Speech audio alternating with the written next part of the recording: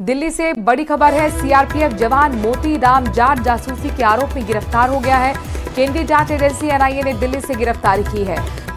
2023 से पाकिस्तान की खुफिया एजेंसी को गुप्त जानकारी दे रहा था। राष्ट्रीय सुरक्षा से जुड़ी संवेदनशील जानकारी लीक करने का उस पर आरोप है। एनआईए की जांच में फंडिंग के सुराग भी मिले हैं। पाकिस्तानी एजेंट से पैसों के बदले जानकारी दी जा रही थी, इसकी अदला बदली हो रही थी। एनआईए इस मामले में पूछताछ कर रही है। पटियाला हाउस कोर्ट ने 6 जून तक एनआईए कस्टडी में भेजा है। शंकर आनंद हमारे संवाददाता इस खबर पर ज्यादा जानकारी के साथ जुड़ गए। शंकर आनंद, देशद्रोह जासूसी के गंभीर आरोप में आखिरकार सीआरपीएफ जवान मोतीराम जाट जासूसी के आरोप में गिरफ्तार। निश्चित तौर पर देखिए, इस वक्त की बड़ी खबर कही जा सकती है। जिस तरह से केंद्रीय जांच एजेंसी एनआईए के द्वारा सीआरपीएफ के एक जवान को गिरफ्तार किया गया है, तो उस गिरफ्तार जो जवान है उसका नाम मोतीलाल जाट बताया गया है। और मोतीलाल जाट से इस वक्त में जांच एजेंसी एनआईए के द्वारा विस्तार से पूछताछ की जा रही है। और एनआईए के द्वारा जिस तरह से इस मामले में पिछले काफी समय से इस मामले पर नजर रखा जा रहा था,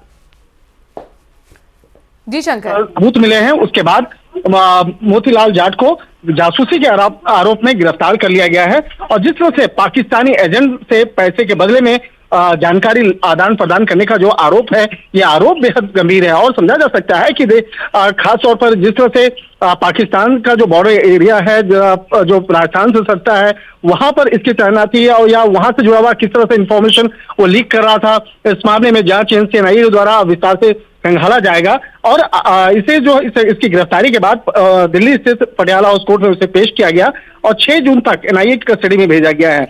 इसके खिलाफ जो आरोप लगे हैं वो देशद्रोह और जासूसी से जुड़ा हुआ गंभीर आरोप है। लिहाजा इन तमाम मामलों की गंभीरता को देखते हुए मोतीलाल जाट से जुड़े हुए उसके जो परिवार के सदस्य और उसके साथ साथ जो उसके संपर्क में रहे हैं, उन लोगों से अब विस्तार से पूछताछ की जा रही है। तो कहा जा सकता है कि साल 2023 से लेकर अब तक किस तरह से पाकिस्तान को उसने खुफिया तमाम खुफिया इनपुट जो है वो मुहैया कराया है, तो इस मामले में विस्तार से पूछताछ किया जाएगा। और इस मामले में ये जानने का प्रयास किया जाएगा कि किन किन लोकेशन के बारे में उसने पाकिस्तान के खुफिया एजेंट को जानकारी दिया है, किस तरह की जानकारी थी और इसके बदले उसे किस तरह की सुविधाएं मिलती थी। और इसके साथ साथ ये भी जानने का प्रयास किया जाएगा कि जिस तरह से मोतीलाल जाट के संपर्क में क्या कोई और भी ऐसा जवान है जो पाकिस्तानी खुफिया एजेंट के संपर्क में आए हैं। तो इन तमाम मामलों पे कहा जा सकता है विस्तार से अब तफ्तीश का दायरा वो आगे बढ़ता हुआ नजर आ रहा है।